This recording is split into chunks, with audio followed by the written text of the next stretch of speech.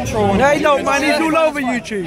He's famous. The reason, one small reason, or it's kind of big depending on how you look at it, is why Saudi Arabia is not an Islamic state. It's because it does hypocritical things, like, for example, it tells women. Right, you know what? Before we go into that, no, you'll go into that. Before we do that, I want you to tell me what defines whether a state is of a certain belief or not. Is it the people? Is it the legislation? Is it the history of the country? What is it? It is a mixture of all, really. It's a mixture of all. Is that your... But really it's the laws. And it's all in all, because without the laws, without the people there's no law. Without the law, the people can't do it. Is this something that you're just picking and mixing? Like when we're in a shop? Pick and mix. Let's move a little bit this way. When we're in a shop, when we're younger, and we get the fizzy Coca-Cola. Pick and mix. Pick and mix. We get the bonbons and we get the. I don't know. It was a long time ago. Is that what you're doing? Where are you getting your understanding from? If you haven't got the people there, you can't enforce law. Okay, so you're basically saying you're talking from the people's point of view, not from the law. Oh yeah, if you want to do obviously an eternal law. Now you're contradicting with what you just said with my question. But how can you have a law with nothing? How can you have a law with nothing? Alright, let me go back to it and then just give me a straight cut answer, yeah? Please, straight cut. Yeah? Because when your statement came, your statement was very straight cut. So make sure that your understanding is straight cut as well. Alright? That's your choice. Not your choice. How do you define whether a country is of a certain, whether a state, is of a certain belief or not? By the principles of its history and by the people.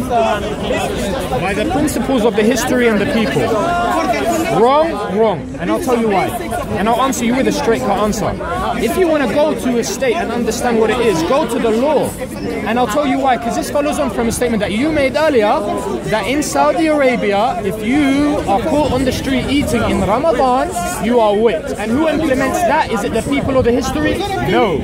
It is the people in charge, the people who make the laws. Do you agree with me? But now, when we've had the three options of, is it the history, and this is, I propose to you, history, people, or leadership. What did you go with? You went with history and people, not leadership.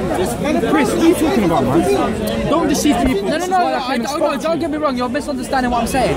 I'm on about, when I say people, I'm on about the people at the present time who's occupying it. Ah, okay, so now we're on more of an understanding. So you're talking about the people in power? Yeah. So the people in power are what? So you think the far they're definitely not Muslim. You will not. And you want to make that judgment? Yes. Upon what?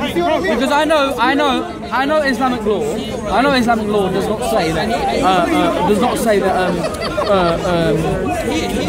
non-Muslims cannot eat during Ramadan, right? Eat outside, right? But what I was saying, but this is why I said that. And I know, for example, the leader, the king of Saudi Arabia, his daughter, the princess, even though they've been forced on women that they must wear hijab, right? His daughter doesn't even wear it. So again, that's not following Sharia law. So this is why I'm saying it's not an Islamic country. It's not a Muslim country. It's not even listening. So the daughter of the present king now. Yeah. Salman, she does not wear hijab. King Salman. I don't know what his name is. No, the king. The king in Saudi Arabia, right, his daughter does not wear hijab. Where is his daughter living? Huh? Where does she live? In the UK? Chris. I don't know if you've actually really heard what I've been saying. Chris. You don't know what you're talking about. Chris, before filming commenced, I asked you, brother, Omar, Sheikh Omar, please. Before filming commenced, I asked you what were the 5 pillars of Islam, and I asked you what were the 6 pillars of faith. Who's supposed to talk to him? Omar. Yeah?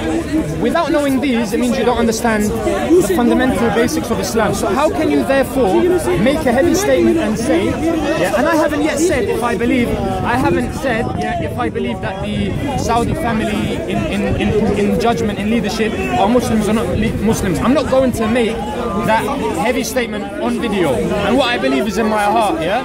But what I will say to you, how can you make such a statement when you don't even understand Islam's fundamentals? Okay. Secondly, well, by history, oh sorry, so then I apologise. By history, and then I have to rephrase it. By history, Saudi Arabia is a Muslim state, is an Islamic state. I bet, but I 25% agree with you. But presently, it is not.